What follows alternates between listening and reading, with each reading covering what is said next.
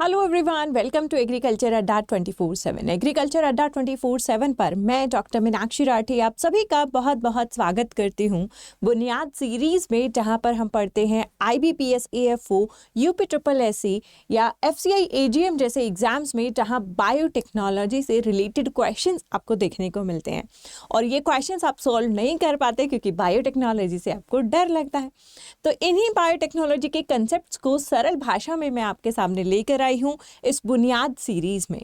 ये series concept plus MCQ class है, जहां पर हम पहले किसी कंसेप्ट के बारे में समझते हैं और फिर उसी से रिलेटेड MCQs जो हैं स्टार्ट करते हैं, ताकि किस तरीके के क्वेश्चन इस टॉपिक से रिलेटेड हमारे एग्जाम में आए वो हमें पता चल सके। दूसरी इंपॉर्टेंट बात यह है कि ये क्लासेस सिर्फ 10 क्लासेस होंगी, जहां पर बायोटेक्नोलॉजी के इंपॉर्टेंट टॉपिक्स मैं आप सभी के साथ साझा करूंगी। मेक श्योर आप ये सारी 10 क्लासेस देख रहे हैं। अगर आपके किसी भी एग्रीकल्चरल एग्जाम में, जो भी ग्रेजुएशन बेस्ड एग्जाम है, उनमें बायोटेक्नोलॉजी आ रहा है, these classes may be helpful for plant sciences student or ASRB NET genetics plant breeding student, but these are not sufficient for them। ठीक है, चलिए क्लासेस शुरू करते हैं। और आज का हमारा टॉपिक है रिस्ट्रिक्शन एंडोन्यूक्लियस। पिछले क्लास में मैंने आपको बताया था कि कैसे एक जीन वेक्टर में इनकॉर्पोरेट किया जाता है, रिकॉम्बिनेंट DNA यानी कि पुनर्योजक DNA बनाया जाता है, फिर उसको किसी बैक्टीरिया में ट्रांसफ़र करके ट्रांसफॉर्मेशन किया जाता है, फिर हम उसकी या तो क्लोनिंग कर सकते हैं या फिर जीन एक्सप्रेशन करवा सकते हैं।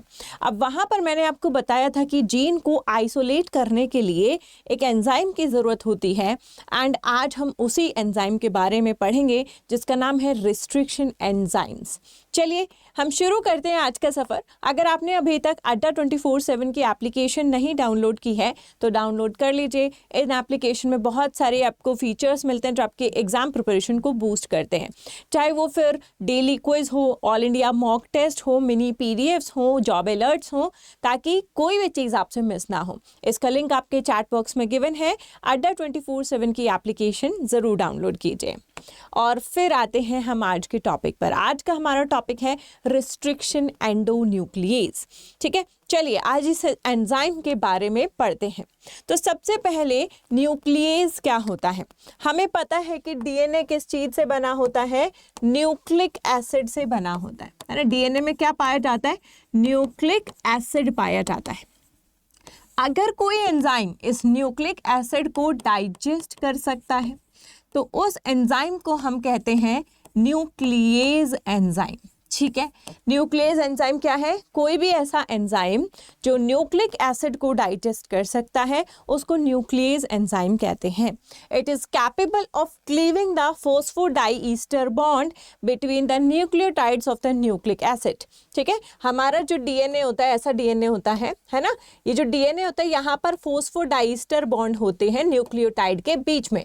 इस फॉस्फोडाइईस्टर बॉन्ड को तोड़ सकता है, DNA को क्लीव कर सकता है, DNA में कट लगा सकता है, DNA को डाइजेस्ट कर सकता है।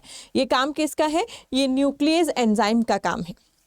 नाउ ये न्यूक्लियस एंजाइम ऑलमोस्ट हमारी बॉडी में प्रेजेंट होता है और बहुत सारे काम खुद करता है, जैसे रिपेयर करने का काम, न्यूक्लियोटाइड मिसमैच अगर हो गए उनको ठीक करने का काम, डबल स्ट्रैंड ब्रेक रिपेयर करने का काम, यानी कि अगर हमारे DNA में कोई गलती हो जाती है वहाँ से उसको काट कर सही न्यूक्लियोटाइड बेस पेयर जोड़ने का काम ये इसी की मदद से हो पाता है।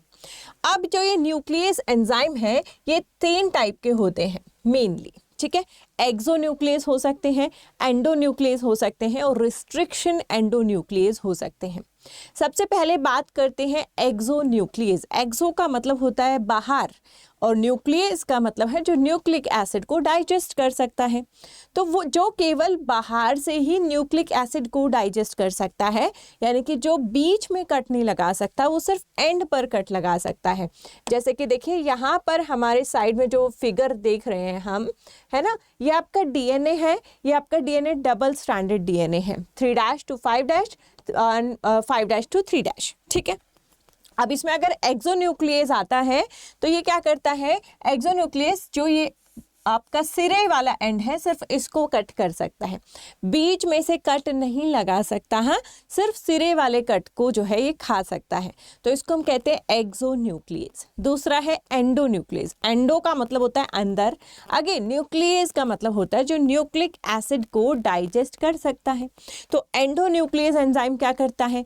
एंडोन्यूक्लियस एंजाइम किसी भी फ्रेगमेंट को बीच से काट सकता है ना कि सिर्फ सिरे से, लेकिन बीच से भी कट लगा सकता है, उसे हम एंडोन्यूक्लियस एंजाइम कहते हैं।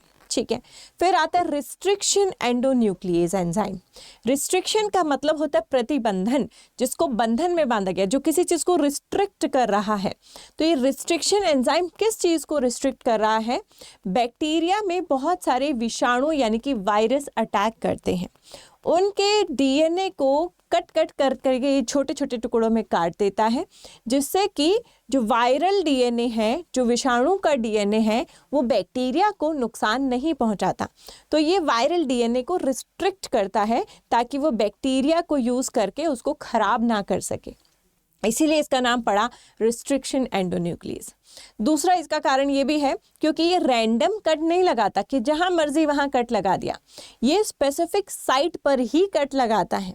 उन स्पेसिफिक साइट को हम रिकॉग्निशन सीक्वेंसेस कहते हैं, यानी कि ऐसी जगहें जिसको ये रिकॉग्नाइज करता है, पहचानता है, ये सिर्फ वहीं पर कट लगाता है। ठीक है, रिस्ट्रिक्शन एंडोन्यूक्लियस दोनों जो है आपके स्ट्रैंड उनमें कट लगाता है। देखिए, एक कट आपका यहाँ पर लगा हुआ है और एक कट आपका यहाँ पर लगा हुआ है। ठीक है, तो ये क्या है? ये रिस्ट्रिक्शन एंडोन्यूक्लियस है। तो रिस्ट्रिक्शन एंडोन्यूक्लियस दोनों स्ट्रैंड में कट लगाता है, हालांकि एंडोन्यूक्लियस और एक्सोन्यूक्लियस एक ही स्ट्रैंड में कट लगाते हैं।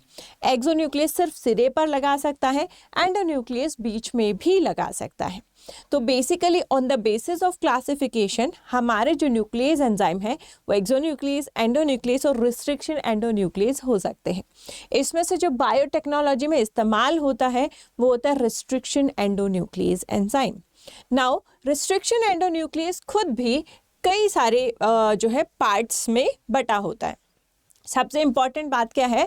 रिस्ट्रिक्शन एंडोन्यूक्लियस सिर्फ उसी जगह पर कट लगाता है जिसको ये पहचानता है। जिस जगह को ये पहचानता है उसको हम कहते हैं रिकॉग्निशन साइट्स। ठीक है, तो रिकॉग्निशन साइट या रिकॉग्निशन सीक्वेंस पर ही ये कट लगाता है। इसी के बेसिस पर रिस्ट्रिक्शन एंजाइम 3 प्रकार के होते हैं, टाइप 1, टाइप 2 और टाइप 3। ठीक है, टाइप फर्स्ट क्या होता है? टाइप फर्स्ट होता है जो अपनी रिस्ट्रिक्शन साइट से काफ़ी दूर जाकर कट लगाता है। देखिए, हमारा जो ये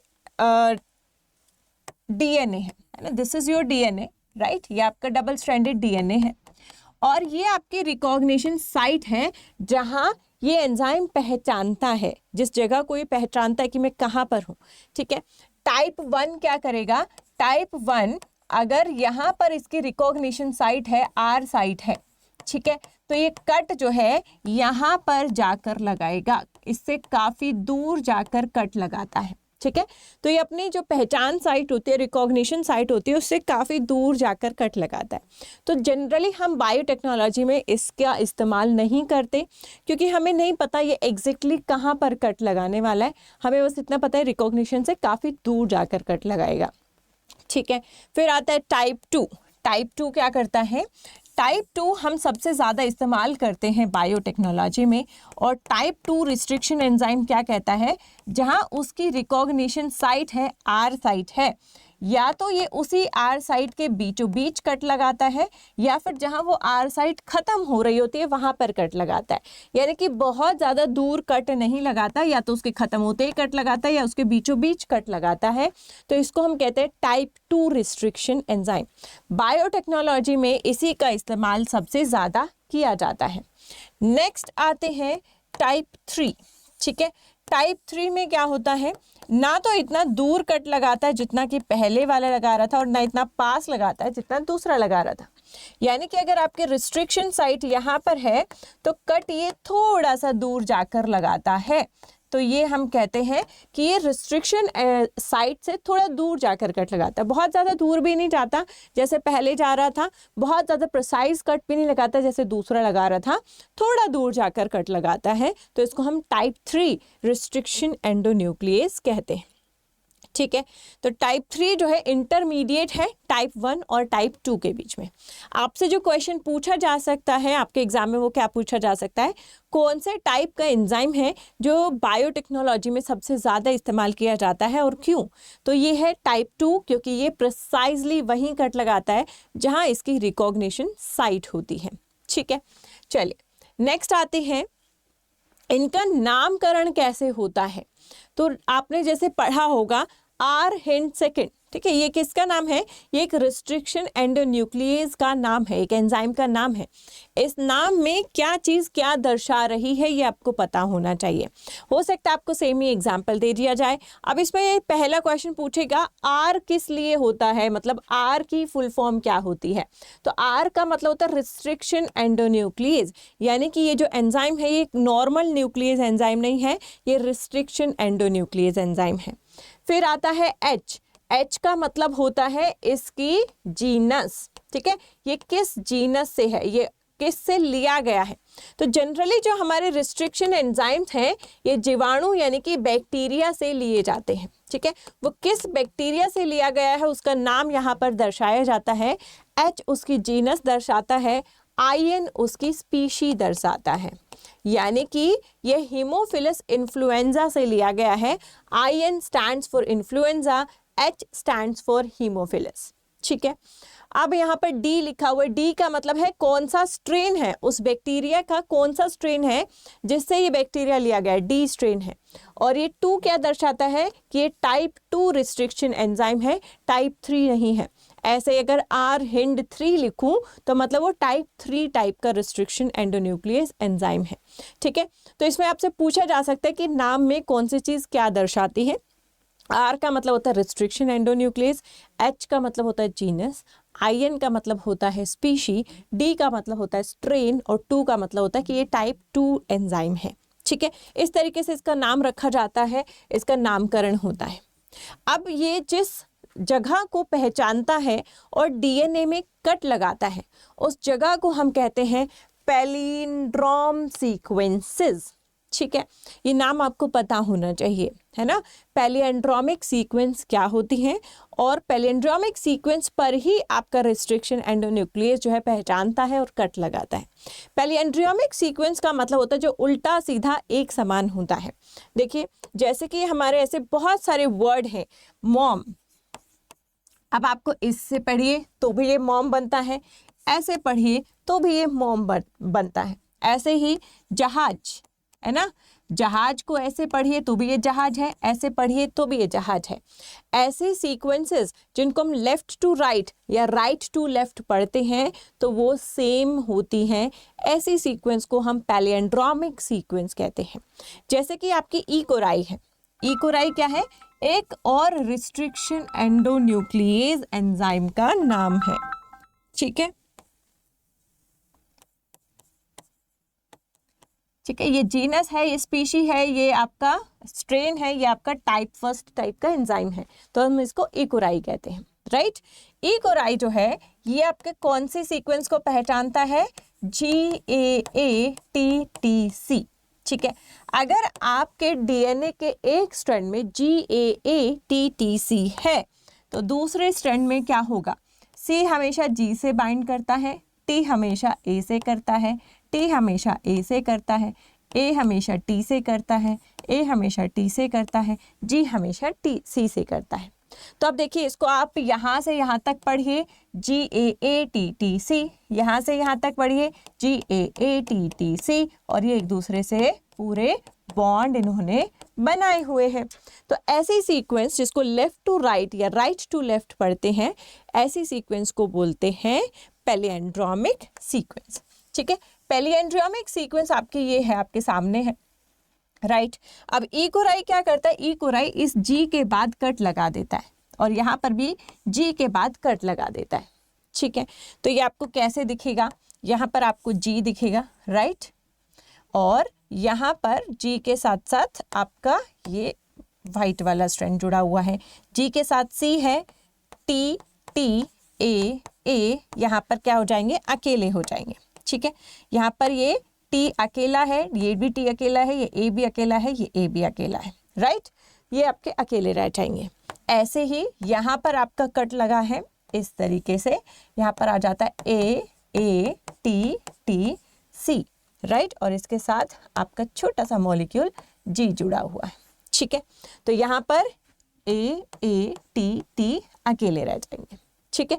तो कट लगने पर क्या होता है, क्योंकि G के बाद कट लगा है, G इधर रह गया, AATTC इधर रह गया, यहाँ पे G के बाद कट लगा है, G इधर रह गया, AATTC इधर रह गया, ठीक है। तो यहाँ पर आपके पास ये क्या है, सिंगल न्यूक्लियोटाइड है, इनके पास कोई बेस पेयर करने वाला नहीं है, इनके साथ कोई जोड़ा बनाने वाला नहीं है।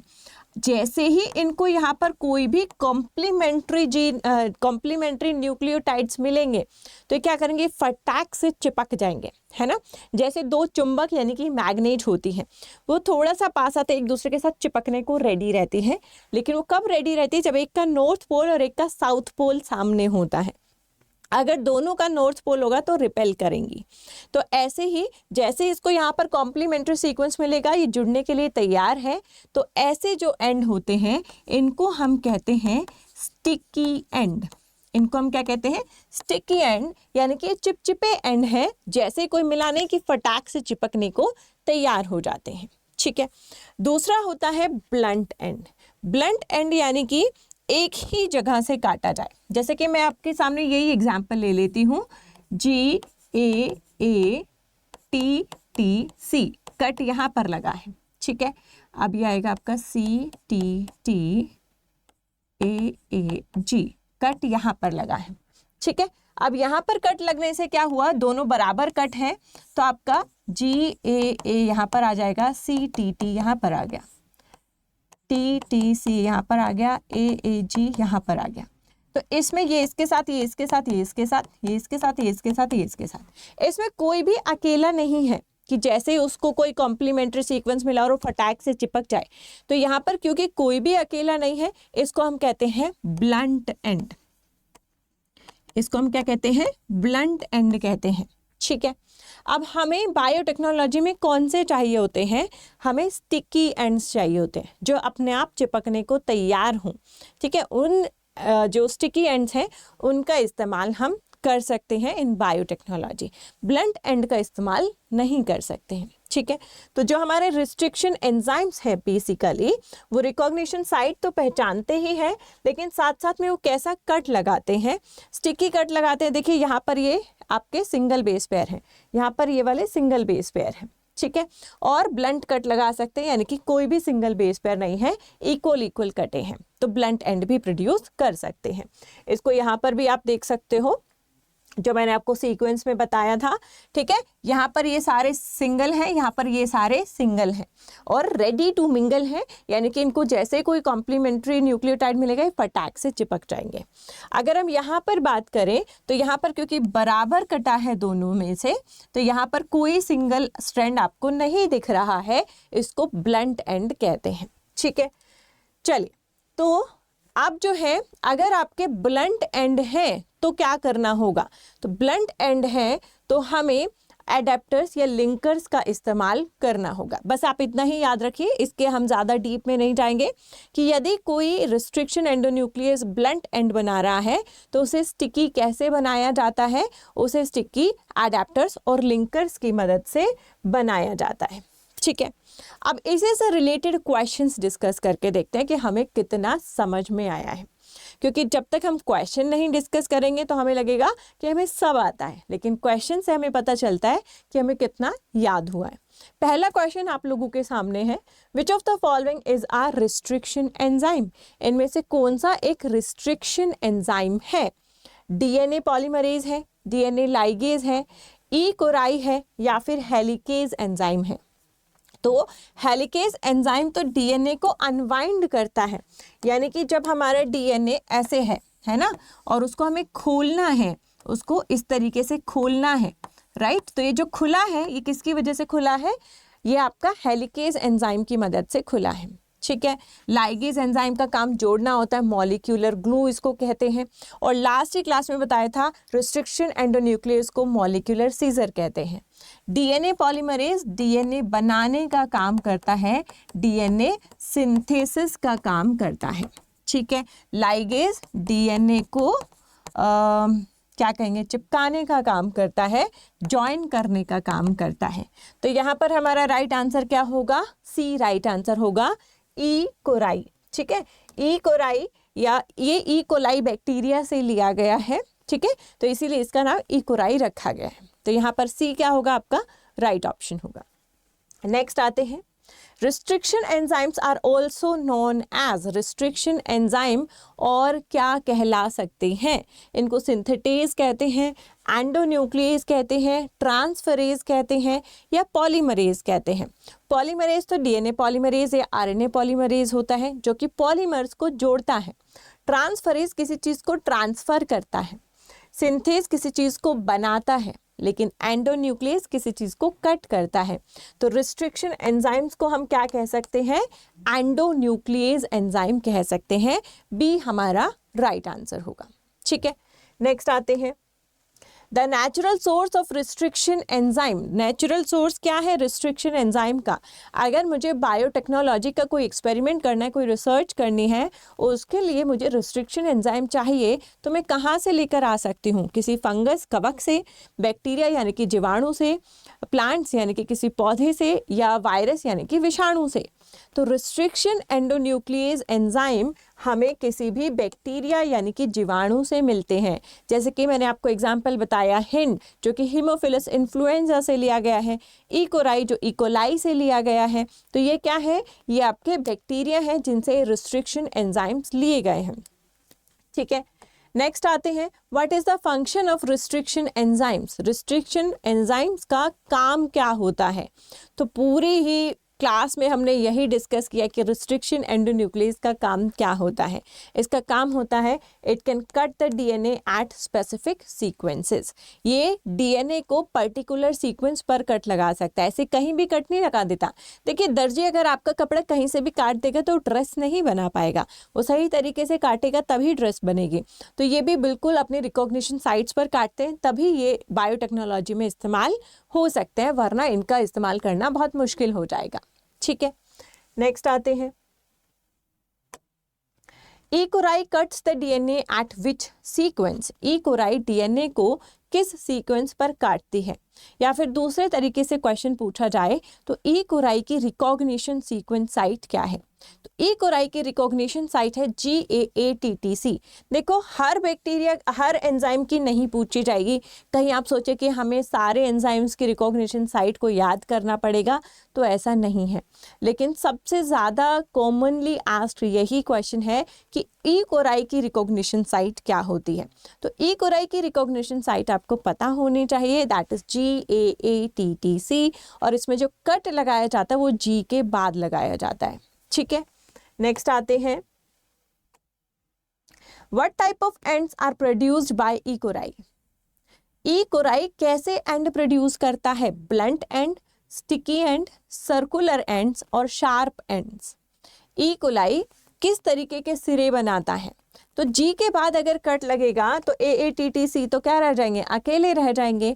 यानी कि ये स्टिकी एंड्स बनाता है, चिपचिपे एंड बनाता है, जो कॉम्प्लीमेंट्री सीक्वेंस आते ही किसी के साथ पेयर करने को रेडी रहते हैं।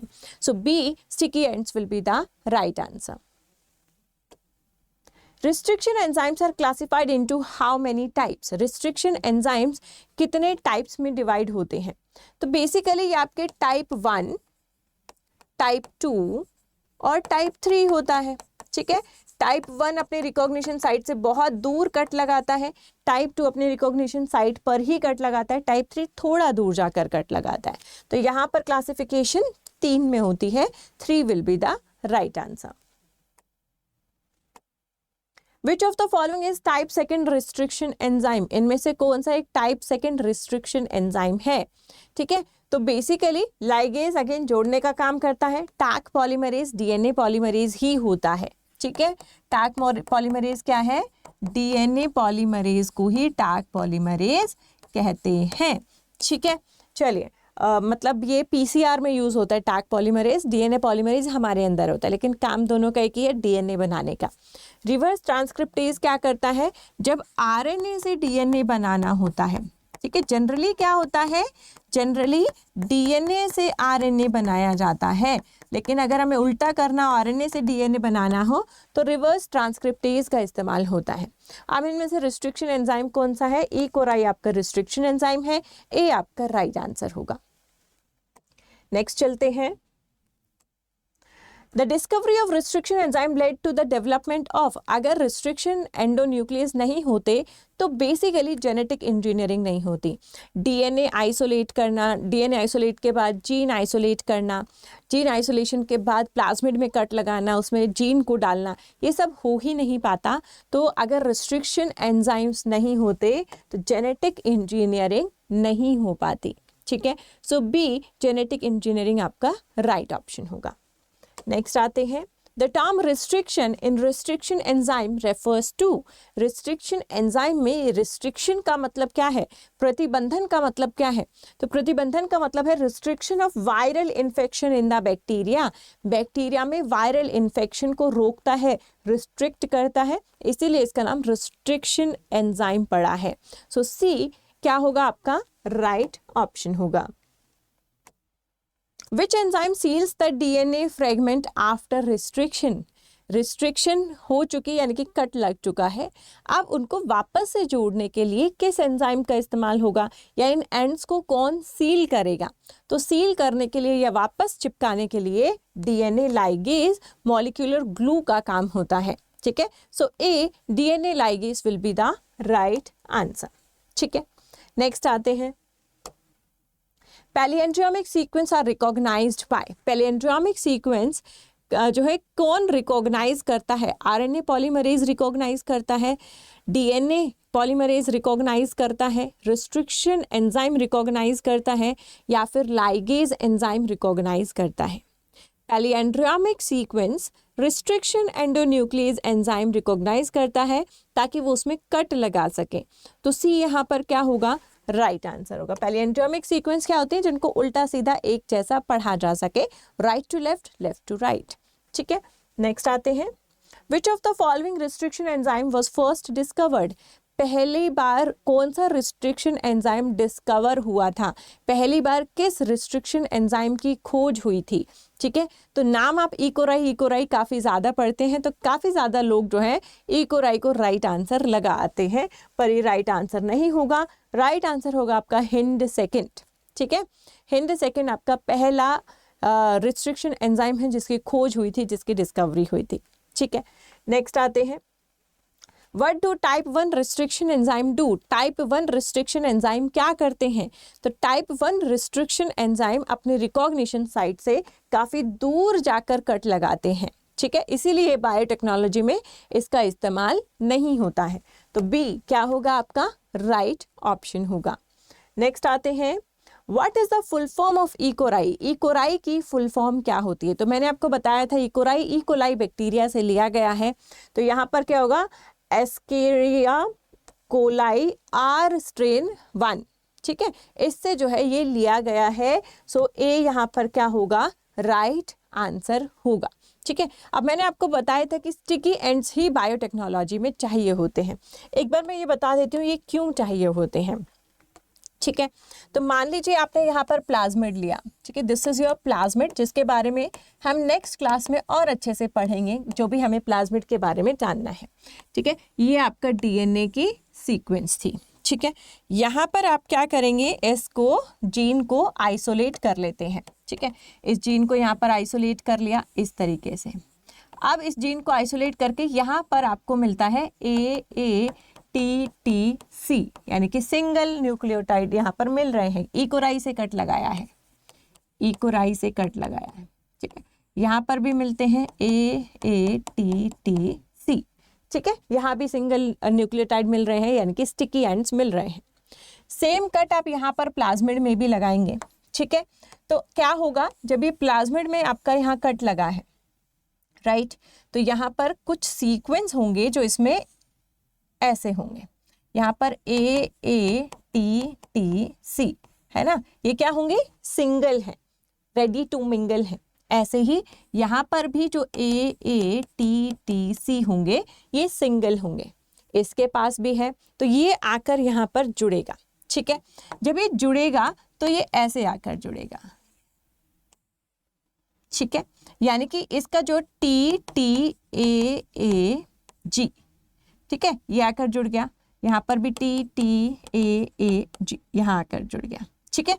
तो ये एक दूसरे के साथ फटाक से बेस पेयर कर लेते हैं और ये जुड़ जाता है। तो इसका जुड़ना आसान हो जाता है, क्यों? क्योंकि इनको अपने कॉम्प्लीमेंट्री सीक्वेंस मिल गए हैं। अगर ऐसा नहीं होता, अगर ये ब्लंट एंड होता, ब्लंट एंड मतलब कोई भी यहाँ पर देखिए कुछ भी सिंगल नहीं है, इस तरीके से हमारी जीन भी यहाँ पर आ गई, उसके पास भी कोई भी सिंगल बेस पेयर नहीं है, ऐसे आ तो जाएगी पर जुड़ नहीं पाएगी, चिपक नहीं पाएगी। चिपकने के लिए कॉम्प्लीमेंट्री सीक्वेंस होने ज़रूरी होते हैं, ठीक है। तो यहाँ पर ब्लंट एंड है जो कोई काम नहीं आ रहा है, यहाँ पर स्टिकी एंड है जिसकी वजह से ये जीन इसके अंदर चिपक पा रही है और रिकॉम्बिनेंट डीएनए यानी कि पुनर्योजक डीएनए जो है बना पा रही है, ठीक है। So that's the whole class. I hope आपको रिस्ट्रिक्शन एंजाइम्स अच्छे से समझ आए होंगे एंड इससे रिलेटेड क्वेश्चंस आपने प्रैक्टिस किए कि किस तरीके के IBPS AFO या UPSSSC जैसे एग्जाम में क्वेश्चन पूछे जा सकते हैं।